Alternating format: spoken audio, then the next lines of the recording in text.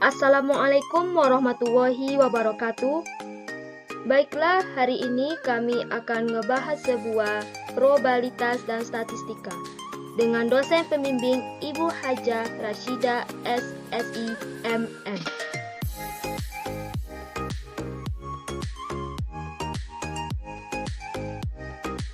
Namun sebelum itu kami akan memperkenalkan diri.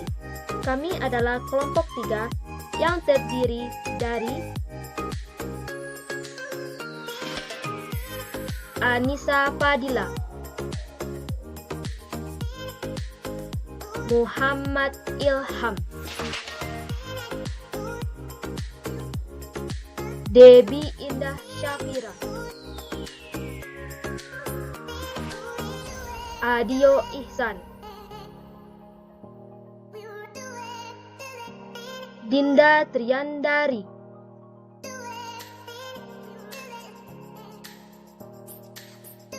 Baik, marilah kita masuk ke materi pertama, yaitu kategori data.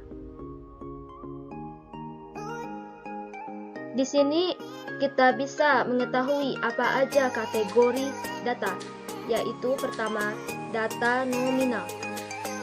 Secara umum, data nominal adalah data yang diberikan pada objek atau kategori yang tidak menggambarkan kedudukan objek atau kategori lainnya, tetapi hanya sekedar label atau kode saja. Data ini hanya mengelompokkan objek atau kategori ke dalam kelompok tertentu. Selanjutnya, data ordinal. Data ordinal adalah data yang diberikan pada objek atau kategori yang menggambarkan kedudukan objek atau kategori lainnya. Data ini akan menggambarkan klasifikasi yang saling berhubungkan dan bertingkat-tingkat. Tingkatan antara objek dalam data ordinal biasanya berbeda-beda. Data ordinal biasanya disajikan dalam bentuk pertanyaan-pertanyaan. Nah, disinilah kami akan mengangkat sebuah topik atau judul dari pembahasan sebelumnya, yaitu ketertarikan siswa atau mahasiswa bermain game dan pengaruh terhadap capaian akademik. Di sini kita bisa melihat statistik dari data survei, yaitu data nominal respon. Jenis kelamin respon. Di sini kita melihat ada dua jenis kelamin yang merespon data kami, yaitu perempuan dan laki-laki. Dan di sini kita melihat bahwa perempuanlah yang merespon data kami, yaitu dengan presentasi 5,2% dan laki-laki 48%. Selanjutnya, informasi respon. Di sini kita lihat umur respon dari data survei kami, yaitu umur 19 lah yang paling tinggi presentasinya. Dan begitu juga dengan instansi pendidikan. Di sini banyak sekali instansi pendidikan dari berbagai sekolah, mulai dari SMA, dari UNIF, dan IAIN sama Politeknik. Di sini kita lihat dari data survei kami, angka yang tertinggi dari respon data kami itu yaitu Politeknik Negeri Padang dengan hampir 60 frekuensi merespon data survei kami. Yang kedua dari SMA 1 Wanayasa dengan presentase hampir 30, dan paling rendah yaitu Universitas Sultan Agung Tirtayasa adalah 0. Berarti 0 itu cuma 1 orang. Selanjutnya, data ordinal respon.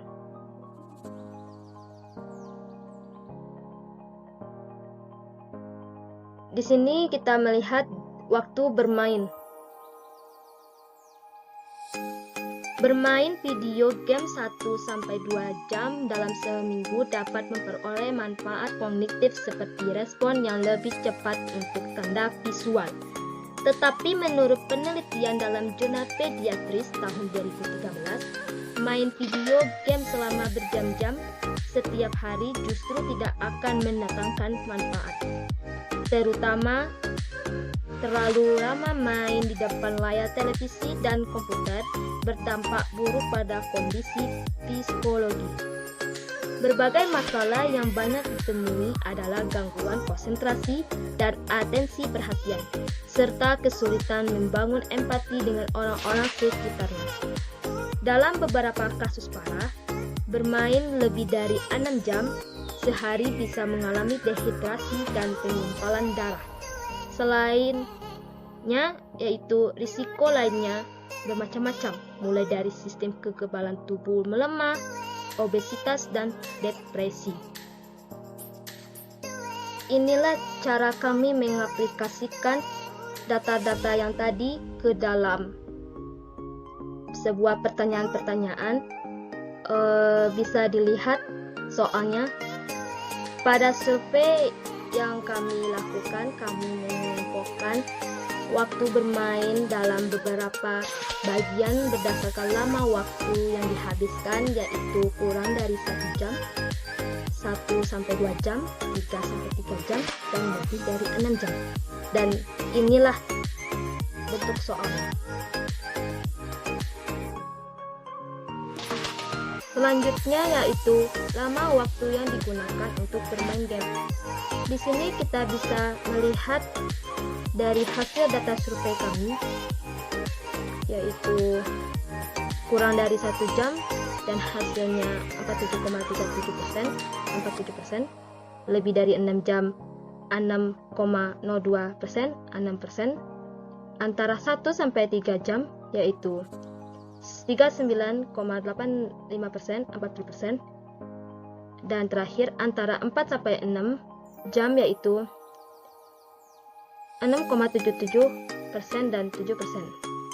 Di sini kayaknya kurang dari 1 jam persen lah yang angka tertinggi untuk lama waktu yang digunakan untuk bermain game. Baik, materi selanjutnya yaitu jenis atau genre game yang dimainkan.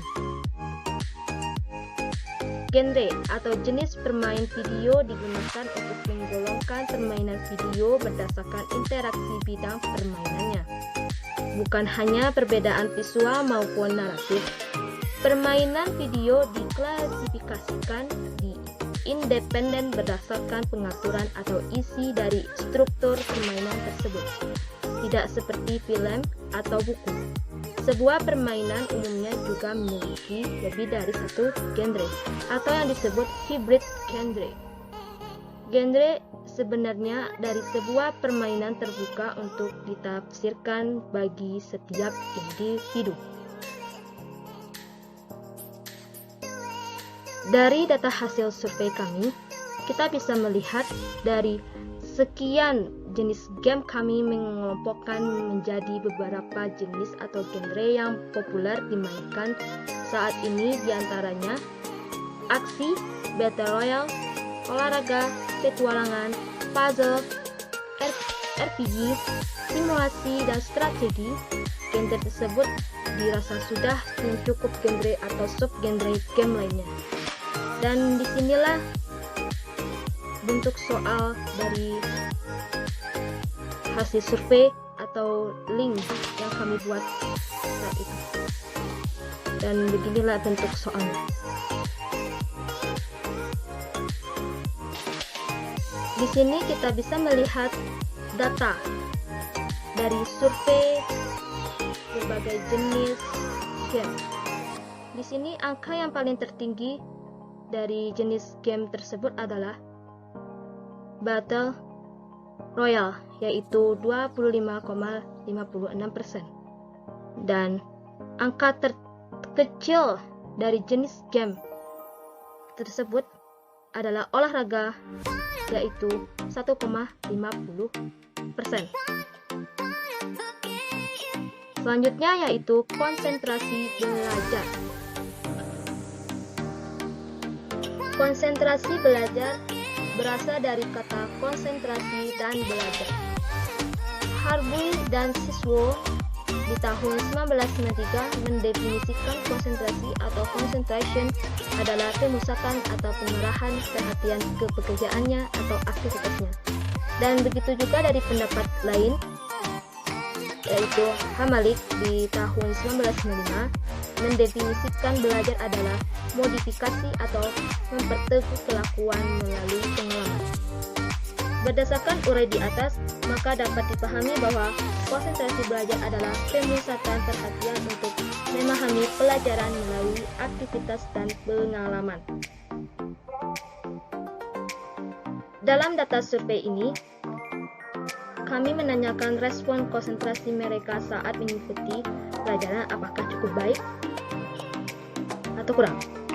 Di sini kita bisa melihat bagaimana soalnya. Selanjutnya yaitu presentasi dari konsentrasi belajar. Di sini kita bisa melihat data survei kami di kurang yaitu 7%, cukup 38%, dan terakhir baik adalah 55%. Dari data survei kami ini banyak merespon memilih baik dengan mencapai angka 55%. Selanjutnya yaitu meningkatkan kemampuan bahasa Inggris.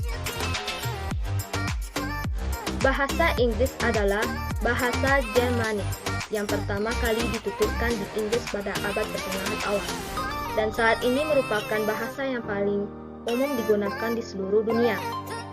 Umumnya game disajikan dalam bahasa Inggris. Pada survei ini kami ingin mengetahui apakah dengan bermain game dapat meningkatkan kemampuan bahasa Inggris pemainnya. Dalam hal ini adalah respon dan survei kami. Kami akan mengelompokkan jawaban respon dan menjadi ya atau tidak. Dan beginilah bentuk soalnya. Di sini kita bisa melihat presentasi dari meningkatkan nilai atau kemampuan bahasa Inggris. Dalam survei kami banyak merespon ya dengan mencapai 70%, sedangkan tidak, jawaban tidak, yaitu 30%.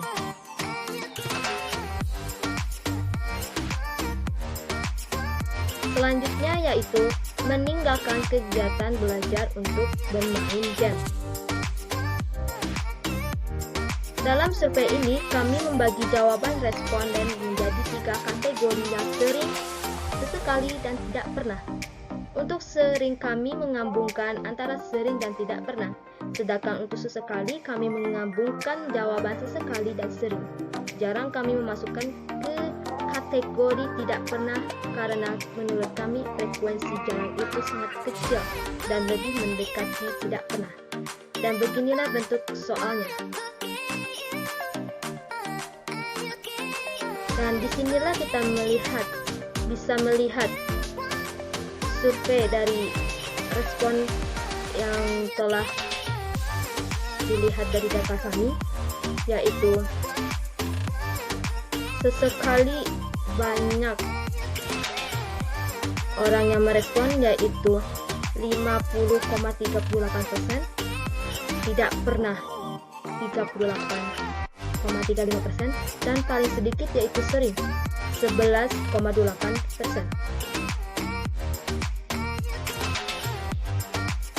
Selanjutnya yaitu pengaruh terhadap capaian akademik. Pendidikan adalah salah satu wadah yang berisi suatu proses belajar mengajar yang diartikan sebagai suatu rangkaian interaksi antara pelajar dan guru dalam mencapai tujuan. Pendidikan juga diartikan sebagai suatu proses pertumbuhan individu yang berlangsung sepanjang hayat. Hal ini berkaitan dengan konsep pendidikan seumur hidup yang sangat penting dan tidak dapat dipisahkan dengan kehidupan manusia, sehingga konsekuensinya harus dilaksanakan dengan sebaik-baiknya untuk memperoleh hasil yang diharapkan. Game sendiri merupakan salah satu media hiburan yang mampu mempengaruhi suatu dinamika dunia pendidikan khususnya untuk para pelajar dan mahasiswa. Seperti yang kita ketahui bahwa sekarang ini banyak sekali yang mendapatkan dampak-dampak dari game itu sendiri, baik itu negatif maupun positif. Pada survei ini kami menanyakan pada respon pencapaian akademis mereka secara umum. Apakah menurun, meningkat, atau tidak terpengaruh disebabkan oleh bermain game. Dan begini soalnya. Di sini kita bisa melihat frekuensi dari data yang kami dapatkan, yaitu tidak pengaruh banyak direspon oleh orang-orang, yaitu mencapai 80,45% sama 80%, dan mengalami peningkatan dengan hasilnya 6,02% dan 6%, mengalami penurunan 13,53% dan 14%. Dan terakhir yaitu kesimpulan.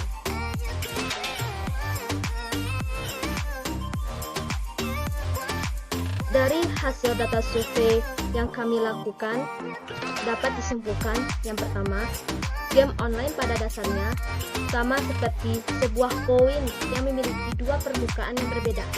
Artinya, game online memiliki pengaruh atau dampak yang saling bertolak belakang tergantung pada pemakaiannya.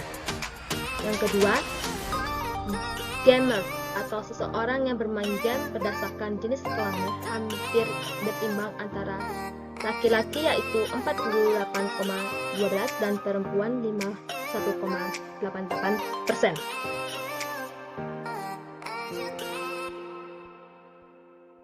Kesimpulan yang ketiga yaitu berdasarkan survei kami, umumnya siswa atau mahasiswa bermain game kurang dari 1 jam sehari, yaitu 47,38%, 1-3 jam 39,85%, 4 jam sampai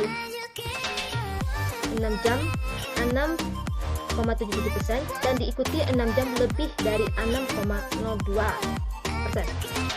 Yang keempat yaitu lebih dari setengah responden yang tidak pernah meninggalkan pelajaran untuk bermain game.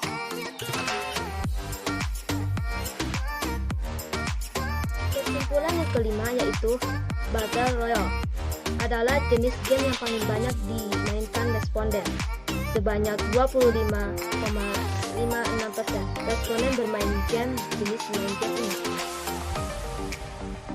Yang keenam yaitu umumnya game disajikan menggunakan bahasa Inggris.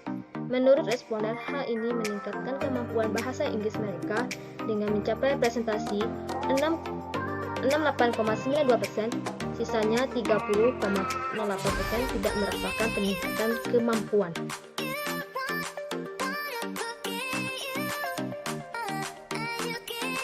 Dan terakhir yaitu sebagian besar responden 80,45% menganggap bermain game tidak berpengaruh terhadap capaian akademik mereka.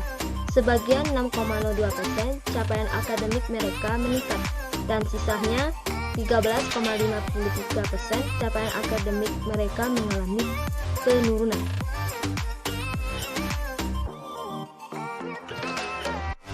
Begitulah hasil dari materi atau presentasi kami untuk hari ini.